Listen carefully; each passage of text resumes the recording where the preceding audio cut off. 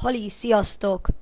Ö, Rengeteg helyen láttam, hogy a Minecraft Bad Video Card Drivers nevű hibát észlel, és persze nekem is volt ez a problémám, és elég ideges lettem miatta, mert ugye elég szeretem a Minecraftot, és hát most megmutatom nektek, hogy ezt hogyan tüntessétek el. Először is menjünk rá a startra, és a keresésbe írjuk be, hogy Windows Update.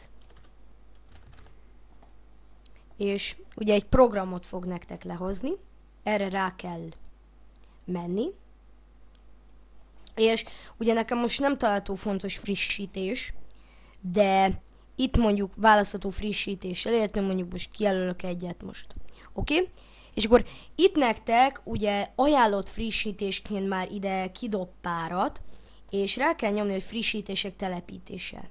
Én most nem nyomok rá, mert ugye nekem minden frissítés működik, és a Minecraft is működik.